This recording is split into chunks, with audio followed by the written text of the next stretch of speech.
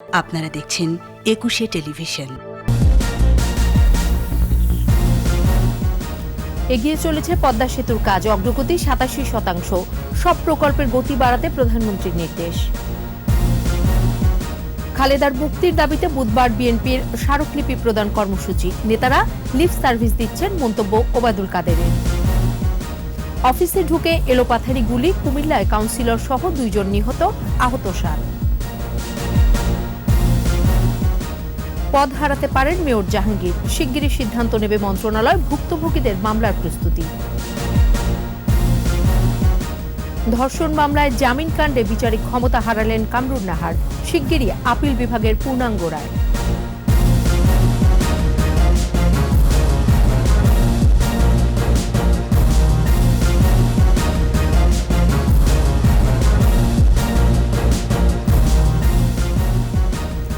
শুনছিলেন first security ইসলামী bank limited সংবাদ শিরোনাম। আমন্ত্রণ রাত ১১টার ২১ সংবাদে, সাথে আছি সোনিয়া স্নিগ্ধা। দর্শক, একুশে টেলিভিশনের সংবাদ একই সাথে সরাসরি দেখতে পাবেন আমাদের ফেসবুক পেজ www.facebook.com/2124 অনলাইনে। এছাড়াও সংবাদে আরও থাকছে: করোনা কাটিয়ে জমজমাট লন্ডনের বাংলা রেস্টুরেন্ট, দক্ষ কর্মীর অভাব বলছেন ব্যবসায়ীরা।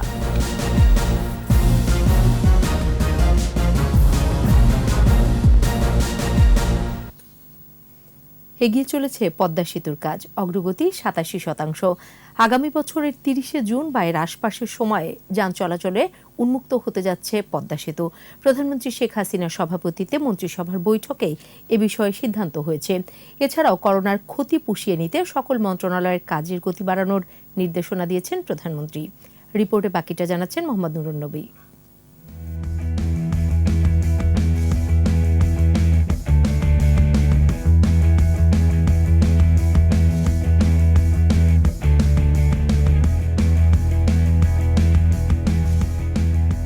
স্বপ্নের পদ্মা সেতু আর অধরা নয়। নিজস্ব অর্থায়নের সবচেয়ে বড় এই প্রকল্পের ভৌত অগ্রগতি ৮৭%। পদ্মার উপর ৬.১৫ কিলোমিটারের সেতুতে এখন পিচ ঢালাই, সেবা সংস্থার লাইন বসানো সহ আনুষঙ্গিক কাজ চলছে। বাকি অংশ শেষ করে আগামী বছরের জুনে ৩০ তারিখের মধ্যেই যান চলাচলে উন্মুক্ত হচ্ছে। তেমনিভাবে কর্ণফুলী নদীর তীরে বঙ্গবন্ধু টানেলের কাজ শেষ হয়েছে ৭০%। প্রধানমন্ত্রী শেখ হাসিনার সভাপতিত্বে মন্ত্রিসভার নিয়মিত বৈঠকে ২০২০-২১ অর্থবছরে মন্ত্রণালয় ও বিভাগসমূহের বার্ষিক প্রতিবেদনে এসব জানানো হয়েছে। বৈঠক শেষে সংবাদ সম্মেলনে এসব জানিয়েছেন মন্ত্রিপরিষদ সচিব। যেমন পদ্মা সেতু যেটা, এটা 87% এটা অগ্রগতি হয়েছে। আশা করছি আমরা ৩০শে জুন বা তার আশেপাশের সময় ইনশাল্লাহ যান চলাচলের জন্য ওপেন করে দেওয়া হবে। প্রতিবেদনে বলা হয়েছে, এই সময়ে জিডিপির প্রবৃদ্ধির হার ৫.৪৭, মাথাপিছু আয় দাঁড়িয়েছে $২,২২৭ মার্কিন ডলার। রেমিটেন্স এসেছে $২৪.৭৮ বিলিয়ন। রফতানি বেড়েছে ১৫.১২%। বৈঠকে সকল মন্ত্রণালয়ের কাজের গতি আরও বাড়ানোর নির্দেশনা দিয়েছেন প্রধানমন্ত্রী। সবাইকে আরও একটু ইনহ্যান্স কাজ করে আমাদের ব্যাকলগ যদি থাকে সেটা, এবং আমাদেরকে পেজটা আগের মতো নিয়ে যেতে হবে ডেভেলপমেন্টের সব কাজকর্ম আর কি, সরকারি কাজকর্ম। বৈঠকে বাংলাদেশ চলচ্চিত্র সার্টিফিকেশন আইন এবং জেলা পরিষদ আইনের খসড়ার চূড়ান্ত অনুমোদন এসেছে। এখন থেকে উপজেলা পরিষদের চেয়ারম্যানদের মেয়াদ পূর্ণ হলে পরবর্তী নির্বাচনের আগ পর্যন্ত প্রশাসক নিয়োগের বিধান যুক্ত হয়েছে সংশ্লিষ্ট আইনে। আইনটা অ্যাকচুয়ালি সেন্সরশিপ আইন থাকাটা ঠিক হবে না, এটা সার্টিফিকেশন আইন হওয়া উচিত। এবং এটাই বাস্তবে তার একটা পার্ট থাকবে সেন্সর। শুধু সেন্সর থাকলে আবার এখানে অন্যরকম অসুবিধা হয়। পৃথিবীর অন্যান্য দেশে এখন সার্টিফিকেশন আইন। স্বাধীনতার সুবর্ণ জয়ন্তী উপলক্ষে একাদশ জাতীয় সংসদের পঞ্চদশ অধিবেশনে চলতি মাসের ২৪ তারিখে জাতীয় সংসদে রাষ্ট্রপতির বিশেষ ভাষণের খসড়ার অনুমোদন দিয়েছে মন্ত্রিসভা। আর সুবর্ণ জয়ন্তীর আয়োজনে আগামী বছরের মার্চ পর্যন্ত বাড়ানো হয়েছে। মোহাম্মদ নুরুন নবী, একুশে টেলিভিশন, ঢাকা। খালেদা জিয়ার মুক্তি ও বিদেশে চিকিৎসার দাবিতে বুধবার সারা দেশে জেলা প্রশাসক বরাবর স্মারকলিপি দেওয়ার কর্মসূচি ঘোষণা করেছে বিএনপি। জাতীয় প্রেস ক্লাবের সমাবেশে এই ঘোষণা দেয় দলটির মহাসচিব মির্জা ফখরুল ইসলাম আলমগীর। সমাবেশে বিএনপি নেতারা বলেন, আন্দোলনের মাধ্যমে বিএনপি চেয়ারপারসন খালেদা জিয়াকে মুক্ত করা হবে। একই দাবিতে সারা দেশে সমাবেশ করে বিএনপি। কয়েক স্থানে বিএনপি নেতাকর্মী ও পুলিশের সঙ্গে ধাওয়া পাল্টা ধাওয়া হয়েছে। জসিম জুয়েলের রিপোর্ট। বিএনপির চেয়ারপারসন বেগম খালেদা জিয়ার মুক্তি ও চিকিৎসার দাবিতে সোমবার প্রেস ক্লাবের সামনে দলের সমাবেশ।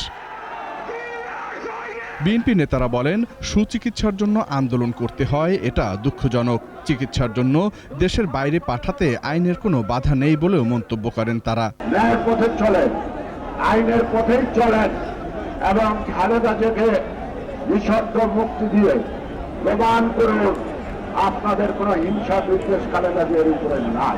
আগামী দিনে লড়াইয়ে আমরা একসাথে থাকবো। বিএনপির মহাসচিব বলেন, আন্দোলনের মাধ্যমেই খালেদা জিয়াকে মুক্ত করা হবে, সুচিকিৎসা নিশ্চিত করা হবে।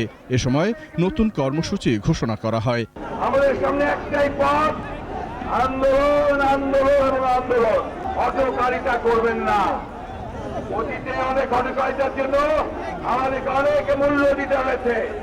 আমরা শান্তিপূর্ণভাবে গণতন্ত্রে বিশ্বাস করি। এই শান্তিপূর্ণভাবে আমরা জনগণকে সঙ্গে নিয়ে আন্দোলন করেই আমাদের দেশ মুক্ত করব। এদিকে একই দাবিতে সারা দেশে সমাবেশ করে বিএনপি। সমাবেশকে কেন্দ্র করে বরিশাল, নাটোর, খুলনায় পুলিশের সাথে বিএনপি নেতাকর্মীদের সংঘর্ষের ঘটনা ঘটে। এ সময় পুলিশ, সাংবাদিক সহ বিএনপি নেতাকর্মীরা আহত হয়।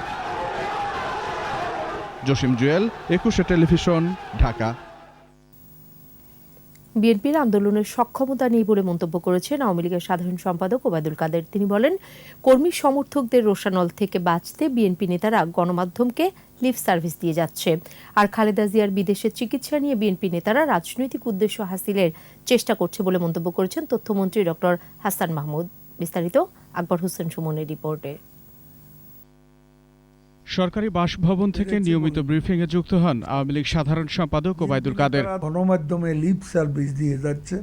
বিএনপির আন্দোলন প্রসঙ্গ টেনে দলটির সরকার পতনের হুমকি জনমনে উদ্বেগ সৃষ্টি করতে পারেনি বলে মন্তব্য করেন তিনি। বেগম জিয়ার মুক্তির জন্য আন্দোলনে ব্যর্থ বিএনপি আবার গণ আন্দোলনের হুমকি দিচ্ছে। তাদের এসব হুমকি ধমকি নিজেদের পদ পদবি টিকিয়ে রাখার চেষ্টা ছাড়া আর কিছুই নয়। বিএনপি নেতারা তাদের আন্দোলনের সক্ষমতা সম্পর্কে ভালো করেই জানেন। এদিকে সচিবালয়ে নিজ দফতরে সাংবাদিকদের সঙ্গে আলাপ করেন তথ্যমন্ত্রী ডক্টর হাসান মাহমুদ।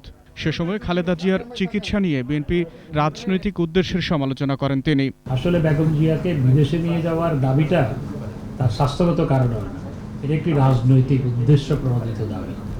তারা বেগম জিয়ার স্বাস্থ্য নিয়ে রাজনীতিটা করছেন। আরেক যুগ্ম সাধারণ সম্পাদক বাহাউদ্দিন নাসিমের দাবি, তারেক রহমানকে দেশে ফিরিয়ে এনে সাজা কার্যকরের। তার বিরুদ্ধে আদালত কর্তৃক যে রায় ঘোষিত হয়েছে তারা সেই রায়ের বাস্তবায়ন করতে হবে। এরা বিএনপি হলো কানাডার আদালত থেকে ঘোষণাপ্রাপ্ত সন্ত্রাসী দল। এই সন্ত্রাসী দলের সাথে বাংলাদেশের মানুষের আর যাই হোক কোন রাজনৈতিক সম্পর্ক থাকতে পারে না। ঢাকা মহানগর উত্তর আওয়ামী লীগের ওয়ার্ড সম্মেলনে কেন্দ্রীয় নেতারাও অভিযোগ তোলেন, খালেদা জিয়ার চিকিৎসা নিয়ে বিএনপি ইস্যু তৈরির চেষ্টা করছে। কোন অপশক্তি আমাদেরকে ভয় দেখি। আকবর হোসেন সুমন, 21 টেলিভিশন, ঢাকা।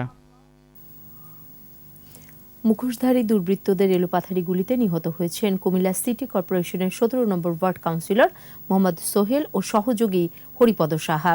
আহত হয়েছে 7 জন। কুমিল্লা প্রতিনিধি হুমায়ুন কবির রনির রিপোর্ট, জানাচ্ছেন রত্না জামান।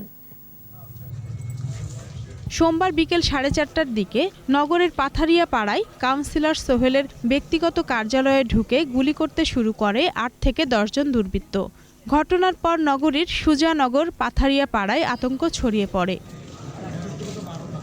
প্রত্যক্ষদর্শী ও আহতরা জানায়, ব্যক্তিগত কার্যালয়ে সোহেল কয়েকজনকে নিয়ে অবস্থান করছিলেন। এ সময় দুর্বৃত্তরা ঢুকে এলোপাথারি গুলি ছোড়ে। আহত হন ওয়ার্ড আওয়ামী লীগের সভাপতি কাউন্সিলর সোহেল সহ 9 জন। তাদের উদ্ধার করে কুমিল্লা মেডিকেল কলেজ হাসপাতালে নেওয়া হয়। সেখানে চিকিৎসাধীন অবস্থায় মারা যান সোহেল ও হরিপদ। আমরা চেষ্টা করেছি আসলে ওনার যেহেতু হার্টে গুলি লেগেছে, মাথায় গুলি লেগেছে, আমরা এই মুহূর্তে ওনার লাইফ সাপোর্ট খুলে দিয়েছি।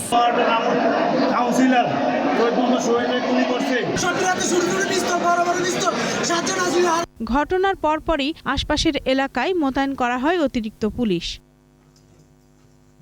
পুলিশ জানিয়েছে হত্যাকাণ্ডের বিষয়ে এখনো নিশ্চিত হওয়া যায়নি। রত্না জামান, 21 টেলিভিশন। আওয়ামী লীগ থেকে আজীবন বহিষ্কৃত হওয়ার পর মেয়র পদও হারাতে পারেন গাজীপুর সিটি কর্পোরেশনের মেয়র জাহাঙ্গীর আলম। তার বিরুদ্ধে আইনি ব্যবস্থা নেওয়ার কথা জানিয়েছেন স্থানীয় সরকার, পল্লী উন্নয়ন ও সমবায় মন্ত্রী। 2-1 দিনের মধ্যে ব্যবস্থা নেওয়া হবে। স্মৃতিমণ্ডলের রিপোর্ট। আওয়ামী লীগ থেকে আজীবন বহিষ্কৃত হওয়ার পর Jahangir Alam Gazipur city corporation mayor পদও হারাচ্ছেন কিনা তা নিয়ে এরই মধ্যে প্রশ্ন উঠেছে।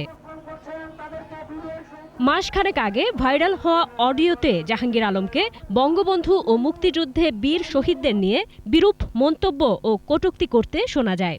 এরই প্রেক্ষিতে আওয়ামী লীগের কেন্দ্রীয় কার্যনির্বাহী কমিটির বৈঠকে সম্প্রতি দল থেকে বহিষ্কৃত হন জাহাঙ্গীর আলম। যদিও নিজেকে নির্দোষ দাবি করে আত্মপক্ষ সমর্থন করেন জাহাঙ্গীর আলম। তবে আগামী 2-1 দিনের মধ্যে গাজীপুরের মেয়র জাহাঙ্গীর আলমের বিরুদ্ধে আইনানুগ ব্যবস্থা নিতে যাচ্ছে স্থানীয় সরকার বিভাগ। এ বিষয়ে আইনের পর্যালোচনা চলছে।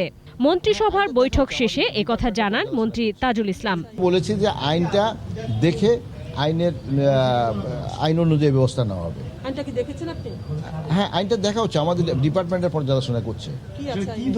না, এটা তো আমি এখন বলবো, যদি পর্যালোচনা হোক তারপরে বলবো। এদিকে ভুক্তভোগীরাও জাহাঙ্গীর আলমের বিরুদ্ধে মামলা নেয়ার প্রস্তুতি নিচ্ছেন। স্মৃতিমণ্ডল, 21 টেলিভিশন, ঢাকা। ধর্ষণ মামলায় স্থগিতাদেশ থাকার পরও এক আসামিকে জামিন দেওয়ার ঘটনায় এবার ফৌজদারি বিচারিক ক্ষমতা হারালেন বিচারক বেগম মোসাম্মদ কামরুন নাহার। সোমবার সকালে বিচারক কামরুন নাহার সশরীরে সুপ্রিম কোর্টে হাজির হলে প্রধান বিচারপতি সৈয়দ মাহমুদ হোসেনের নেতৃত্বাধীন আপিল বেঞ্চ তার বিচারিক ক্ষমতা হরণ করার আদেশ দেন। শাকির আরজুর রিপোর্ট। সুপ্রিম কোর্টের আপিল বিভাগের কার্যতালিকায় 1 নম্বর ক্রমিকে ছিল রাষ্ট্র বনাম আসলাম শিকদারের মামলা। ওই ধর্ষণ মামলায় স্থগিতাদেশ থাকার পরও এক আসামিকে জামিন দেওয়ার ঘটনায় বিচারককে গত বছরের 12ই মার্চ তলব করেন আপিল বিভাগ। সোমবার মামলাটি কার্যতালিকায় আবার আসলে সকাল 9:30টার দিকে ওই মামলার বিচারক কামরুন নাহার আপিল বিভাগের 1 নম্বর বিচার কক্ষে হাজির হন। পরে ওই কক্ষ থেকে সুপ্রিম কোর্টের বিভিন্ন কর্মকর্তা, আইনজীবী এবং সাংবাদিকদের বেরিয়ে যেতে বলা হয়। এরপর ভার্চুয়ালি শুনানি শুরু হয়। শুনানি শেষে তার ফৌজদারি বিচারিক ক্ষমতা হরণ করে আদেশ দেন আপিল বিভাগ। পূর্ণাঙ্গ রায় পরবর্তীতে প্রকাশ করা হবে। গত 11ই নভেম্বর রাজধানীর বনানীর রেইনট্রি হোটেলে ধর্ষণের মামলায় 5 আসামিকে খালাস দিয়ে রায় দেন বিচারক কামরুন নাহার। রায় ঘোষণার পর্যবেক্ষণে বলা হয়, ধর্ষণের অভিযোগের ক্ষেত্রে ঘটনার 72 ঘণ্টা পেরিয়ে গেলে পুলিশ যেন মামলা না নেয়। এমন পর্যবেক্ষণ নিয়ে প্রশ্ন তুলেন আইনজীবী ও মানবাধিকার কর্মীরা। এরপরই তাকে প্রত্যাহার করে আইন মন্ত্রণালয়ে সংযুক্ত করা হয়েছিল। শাকির আরজু, 21 টেলিভিশন, ঢাকা। নিচ্ছি সংবাদ বিরতি। যখন ফিরছি তখন অন্যান্য খবরের সঙ্গে আরও থাকবে। 2030 সালের মধ্যে মাথাপিছু আয় $4,000 ছাড়িয়ে যাবে বললেন পরিকল্পনা মন্ত্রী। বাংলাদেশের অগ্রযাত্রায় বিশ্ব ব্যাংকের প্রশংসা। নীরব ঘাতক শব্দ দূষণ, রাজধানীতে বাড়ছে হৃদরোগ, বধির হচ্ছেন অনেকেই।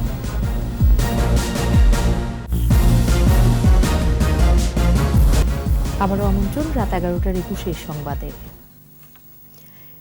3 দিনের রাষ্ট্রীয় সফরে ঢাকা এসেছেন মালদ্বীপের ভাইস প্রেসিডেন্ট ফয়সাল নাসিম। সকালে শাহজালাল আন্তর্জাতিক বিমানবন্দরে তাকে স্বাগত জানান পররাষ্ট্রমন্ত্রী ডক্টর একে আব্দুল মোমেন। সফরে রাষ্ট্রপতি মোহাম্মদ আব্দুল হামিদ, প্রধানমন্ত্রী শেখ হাসিনা এবং পররাষ্ট্রমন্ত্রীর সঙ্গে বৈঠকের কথা রয়েছে মালদ্বীপের ভাইস প্রেসিডেন্টের।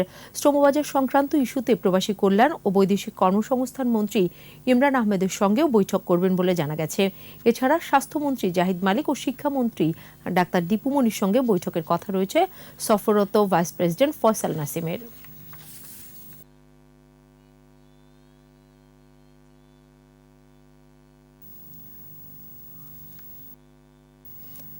2030 সালের মধ্যে বাংলাদেশের মাথাপিছু আয় $4,000 ছাড়িয়ে যাবে বলে আশা করছেন পরিকল্পনা মন্ত্রী এম এ মান্নান। তিনি বলেছেন, স্বল্পোন্নত থেকে উন্নয়নশীল দেশে উন্নীত হওয়ার পর বাংলাদেশের সামনে যেসব অর্থনৈতিক চ্যালেঞ্জ আসতে পারে তা মোকাবেলায় প্রস্তুতি নিচ্ছে সরকার। রাজধানীতে এক সংলাপে বাংলাদেশের উন্নয়ন অগ্রযাত্রার প্রশংসা করেন বিশ্বব্যাংকের আবাসিক প্রতিনিধি। মিনালা দিবার রিপোর্ট। স্বল্পোন্নত দেশ থেকে উন্নয়নশীল দেশে উত্তীর্ণ বা এলডিসি গ্র্যাজুয়েশন নিয়ে সেন্টার ফর গভর্নেন্স স্টাডিজের জাতীয় সংলাপ। এতে অংশ নেয় শিক্ষক, গবেষক, অর্থনীতিবিদ, রাজনীতিবিদ সহ দাতা সংস্থার প্রতিনিধিরা। যোগ দেন পরিকল্পনা মন্ত্রীও। আলোচনা হয় এলডিসি গ্র্যাজুয়েশন পরবর্তী সম্ভাব্য চ্যালেঞ্জ ও তা মোকাবেলায় বাংলাদেশের প্রস্তুতি নিয়ে। এলডিসি উত্তরণের সবচেয়ে গুরুত্বপূর্ণ মানদণ্ড হওয়া উচিত গণতন্ত্র কতটা আছে।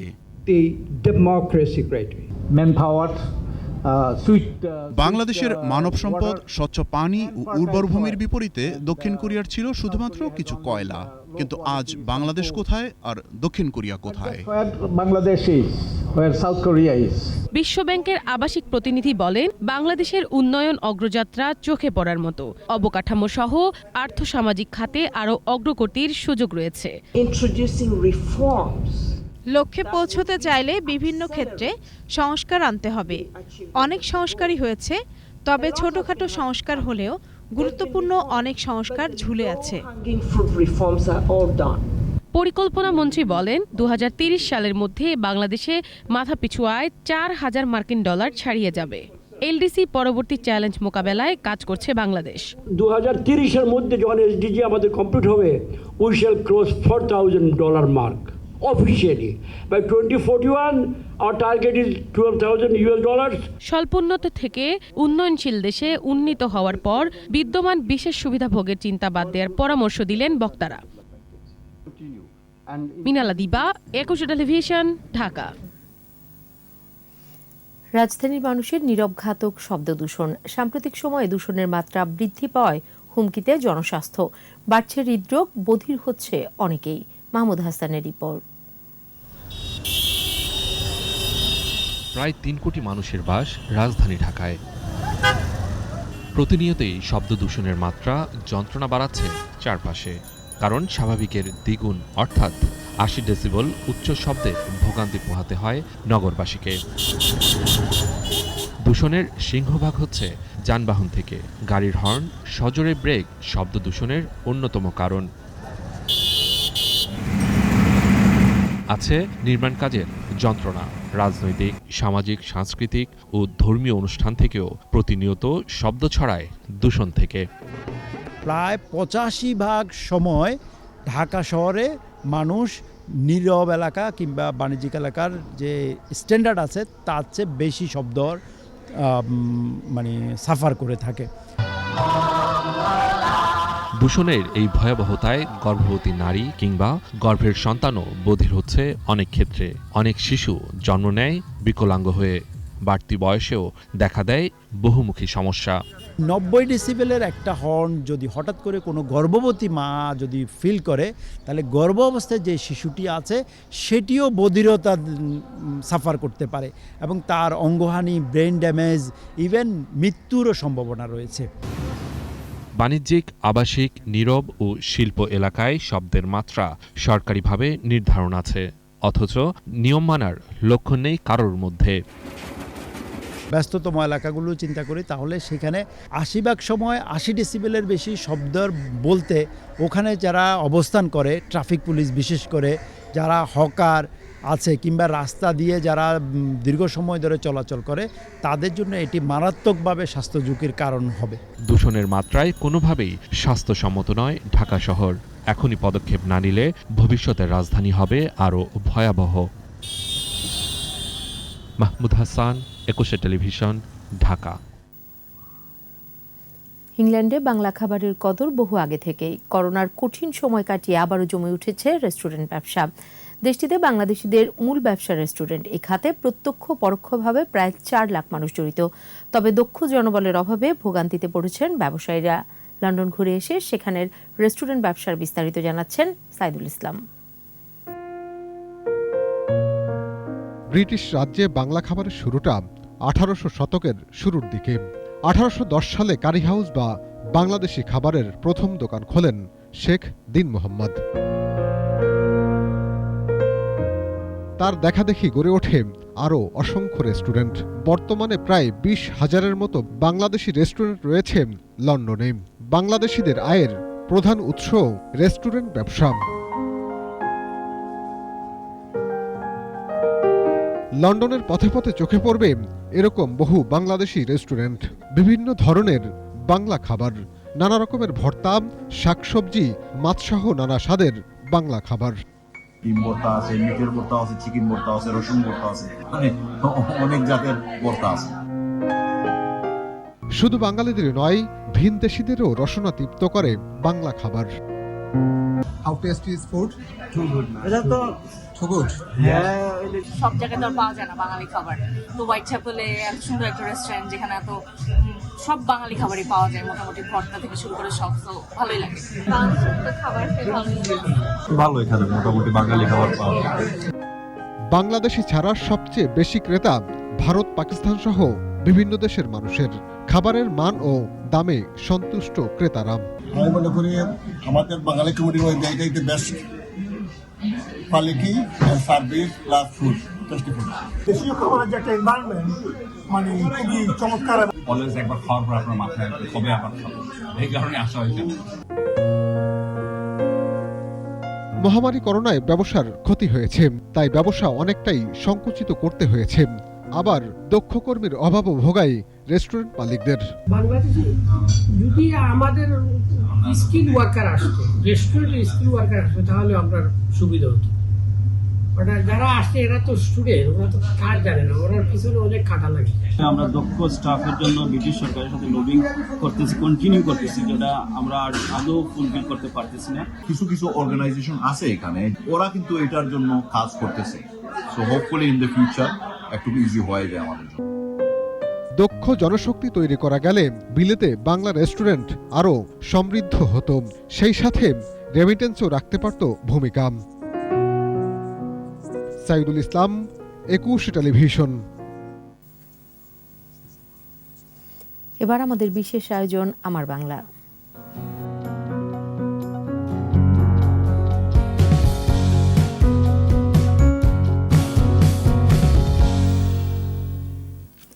ঠাকুরগাঁও পঞ্চগড় অঞ্চলের জীবন্ত লোকাচার ধামের গান।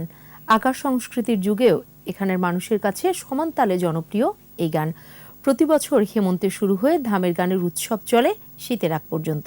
ঠাকুরগাঁও প্রতিনিধি SM জসিমউদ্দিনের রিপোর্ট, জানাচ্ছেন মুশফিকা নাজনীন।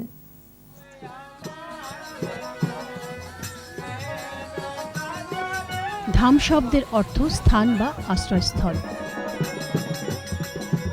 নতুন ফসল ঘরে তোলার আনন্দ উদযাপনের একটি মাধ্যম ধামের গান। ধান মাড়াইয়ের সাথে মিল থাকায় কোথাও এর নাম মারা ঘুরা, কোথাও পালাটিয়া গান, কোথাও হুলি গান, আবার কোথাও বলা হয় লক্ষ্মীর ধামের গান। ঠাকুরগাঁয়ে 5টি উপজেলায় বসে প্রায় 600-র বেশি ধামের আসর। এই গানের সংলাপ সংক্ষিপ্ত, ভাষা আঞ্চলিক। সংলাপ গদ্যেও হয়, আবার গানেও হয়।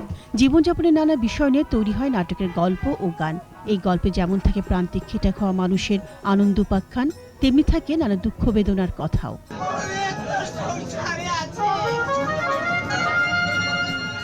গল্পগুলো মূলত নায়িকা কেন্দ্রিক, তবে ধামের গানের মূল বৈশিষ্ট্য হলো এখানে কোনো নারী অভিনয় করেন না, পুরুষরাই নারী সেজে অভিনয় করেন। গানে ব্যবহার করা হয় ঢোল, খঞ্জনি, একতারা, খোল, বাঁশি, হারমোনিয়াম। ধামের গান করি আমরা বিগত 12-14 বছর ধরে। অভিনয় করে কিছু টাকা পয়সা পাই, এগুলো দিয়ে আমরা সুন্দরভাবে চলি। দীর্ঘ মোটামুটি 10-12 বছর ধরে গান করতেছি। ধামের গান মূলত শাস্ত্রীয় রং পাঁচালী, পাঁচমিশালি ও যাত্রাপালার ঢঙে উপস্থাপন করা হয়। আয়োজকরা জানান, ঐতিহ্যবাহী এই গানের উৎসব ধরে রাখতে প্রয়োজন পৃষ্ঠপোষকতা। তাদের মধ্যে বিশেষ দর্শন আছে, বিশেষ ভাবনা আছে, এবং সেই ভাবনাগুলোকে তারা তাদের এই পরিবেশনার মধ্য দিয়ে তুলে ধরবার চেষ্টা করছে। গান উপলক্ষের বিদায় বা পয়সা করে দিয়েছিল, হ্যাঁ, এতই কিন্তু পোষাইছিল, এখন কিন্তু তা পোষাচ্ছে না। এক রাতে অনুষ্ঠিত হয় ৩-৪টি ধামের গানের আসর। প্রতিটি আসরে ভিড় করেন নানা ধর্ম বর্ণের মানুষ। মুশফিকা নাজনীন, ২১ টেলিভিশন। নিচ্ছি সংবাদ বিরতি। যখন ফিরছি তখন অন্যান্য খবরের সঙ্গে আরও থাকবে। রাজধানী থেকে মানব পাচার চক্রের হোতা আটক, 4 ভুক্তভোগী উদ্ধার। আফগানিস্তানে নারীদের অভিনয় নিষিদ্ধ, সংবাদ উপস্থাপিকাদের হিজাব বাধ্যতামূলক।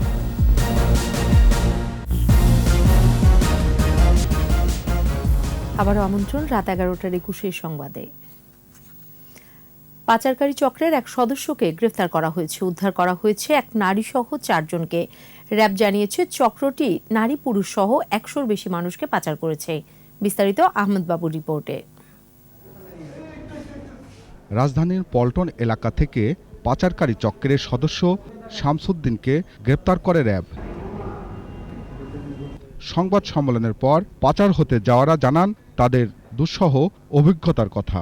নাচের ক্লাবে আমি বলছি আচ্ছা ঠিক আছে, কোনো সমস্যা নেই। তারপরে আমাকে জিয়ার কাছে পরিচয় করায়, ও তারপরে জিয়া আমার পাসপোর্ট সব কিছু করে দেয়। আমি যেতে চাইনি, তোমাকে অলরেডি আমি টাকা দিয়েছি, ওইটা ফেরত দিবা, তো আর নয়তো তোমার প্রবলেম হবে। যে অফিসের মাধ্যমে কাজ করেছে সে অফিসে টাকা দেয় নাই এবং আমাদের সব টাকা পেমেন্ট করে নিয়ে আজ 1 মাস ঢাকায় বসায় রেখেছে। র্যাব জানায় এই চক্রটি দুবাই, মালয়েশিয়া, ভারত সহ বিভিন্ন দেশে মানব পাচার করত। প্রায় শতাধিক নারী পুরুষকে ইতোমধ্যে তারা পাচার করতে সক্ষম হয়েছে। এর বাইরেও আরও নারী পুরুষকে তারা পাচার করে থাকতে পারে। এই নারীকে উদ্ধার করতে সক্ষম হয় এবং একই সাথে আরও 3 জন পুরুষ ভিকটিমকে উদ্ধার করতে সক্ষম হয়। তৈরি করে দেওয়া হতো পাসপোর্ট ও প্রবাসী কল্যাণ মন্ত্রণালয়ের ভুয়া বিএমইটি কার্ড সহ অন্যান্য কাগজপত্র। সমস্ত কিছু তৈরি করে দেওয়ার পরে তাদেরকে বিদেশে পাচার করা হয়। তার কাছে বিএমইটি কার্ড আছে যেখানে সুনির্দিষ্ট পেশার কথা উল্লেখ থাকার কথা, এবং ডান্স ক্লাবে নিয়ে যাওয়ার পরে পরবর্তীতে তাকে বিভিন্ন অনৈতিক কাজে বাধ্য করা হয়। বিদেশে যাওয়ার পর তাদের বিক্রি করে দেওয়া হতো বলেও জানানো হয় সংবাদ সম্মেলনে। মেয়েদেরকে টাকা পয়সা দেওয়া হয়। আহমদ বাবু, 21 টেলিভিশন, ঢাকা। আজ 22 নভেম্বর সোশ্যাল ইসলামী ব্যাংকের প্রতিষ্ঠাবার্ষিকী। সকলকে জানাই শুভেচ্ছা। এবার সোশ্যাল ইসলামী ব্যাংক লিমিটেড বাণিজ্য সংবাদ।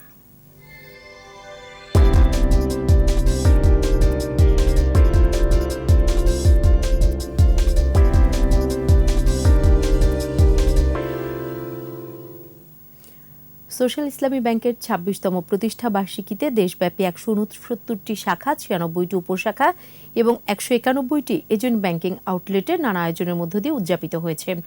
প্রধান কার্যালয়ে অনুষ্ঠানে প্রধান অতিথি ছিলেন ব্যাংকের চেয়ারম্যান প্রফেসর মোহাম্মদ আনোয়ারুল আজিম আরিফ। সভাপতিত্ব করেন ব্যবস্থাপনা পরিচালক ও প্রধান নির্বাহী কাজী ওসমান আলী। এ সময় পরিচালক মোহাম্মদ কামাল উদ্দিন, অতিরিক্ত ব্যবস্থাপনা পরিচালক, উপব্যবস্থাপনা পরিচালক সহ ঊর্ধ্বতন নির্বাহীরা উপস্থিত ছিলেন।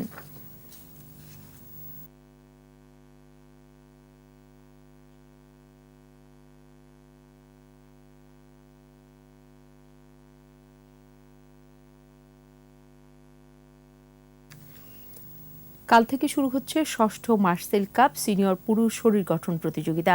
শহীদ শেখ কামাল মিলনায়তনে 3 দিনের এই প্রতিযোগিতায় অর্ধশতাধিক ক্লাব, সংস্থা ও জিমনেশিয়ামের প্রায় 200 জন বডি বিল্ডার অংশ নেবে। প্রতিযোগিতার ওজন শ্রেণীগুলো হল 60 KG, 6 KG, 70 KG, 75 KG, 80 KG ও 80 ঊর্ধ্ব ওজন শ্রেণী। প্রতিটি ওজন শ্রেণীর প্রথম থেকে 6ষ্ঠ স্থান অর্জনকারীদের মেডেল ও সনদ দেওয়া হবে। পাশাপাশি প্রথম থেকে 3য় স্থান অর্জনকারীদের জন্য রয়েছে অর্থ পুরস্কার। দলগত চ্যাম্পিয়ন ও রানার আপকে দেওয়া হবে ট্রফি।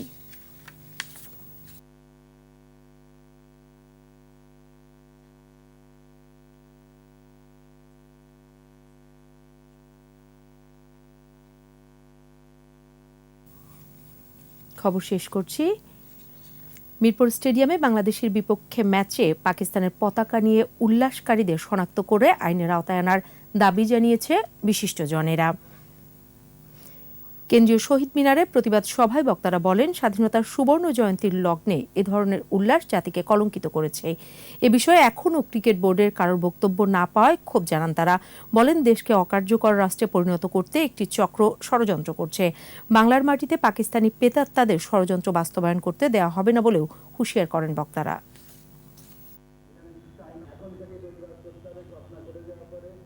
16ই ডিসেম্বরের হকির পরিকল্পনা অবশ্যই সরাতে হবে। 16ই ফেডারেশন হকি কেন, পাকিস্তানের সাথে পুরো ডিসেম্বর মাস কোনো ধরনের খেলাই হতে পারে না। যদি হয় তাহলে আমরা কিন্তু বসে থাকবো না, আমরা আবার কি করে এই ক্রিকেট স্টেডিয়ামে পাকিস্তানি পতাকা তুলে পাকিস্তানিদের যখন জয় হয় সে উল্লাস প্রকাশ করতে পারে। এরা কি বাংলাদেশের মানুষের সন্তান, না 71-এর সেই পাকিস্তানি পাঞ্জাবিদের রক্ত তাদের শরীরে বহন করছে? সেই প্রশ্নটি আমাদের জাগে। যখন স্বাধীনতার 50 বছর পূর্তির সময়, যখন মুক্তিযুদ্ধের শক্তিগুলোকে সমন্বিত করার সময়, সেই মুহূর্তেই কিন্তু এই গোপন চক্রান্ত তৈরি হল। আর এর সাথে শেষ করছি রাত 11টার 21 সংবাদ। যাবার আগে ফার্স্ট সিকিউরিটি ইসলামী ব্যাংক লিমিটেড সংবাদ শিরোনামগুলো আরো একবার। এগিয়ে চলেছে পদ্মা সেতুর কাজ, অগ্রগতি 87%। সব প্রকল্পের গতি বাড়াতে প্রধানমন্ত্রীর নির্দেশ। খালেদার মুক্তির দাবিতে বুধবার বিএনপির স্মারকলিপি প্রদান কর্মসূচি, নেতারা লিপ সার্ভিস দিচ্ছেন, মন্তব্য ওবায়দুল কাদেরের। অফিসে ঢুকে এলোপাথারি গুলি, কুমিল্লায় কাউন্সিলর সহ 2 জন নিহত, আহত 7। পদ হারাতে পারেন মেয়র জাহাঙ্গীর, শিগগিরই সিদ্ধান্ত নেবে মন্ত্রণালয়, ভুক্তভোগীদের মামলার প্রস্তুতি। ধর্ষণ মামলায় জামিন কাণ্ডে বিচারিক ক্ষমতা হারালেন কামরুন নাহার, শিগগিরই আপিল বিভাগের পূর্ণাঙ্গ রায়।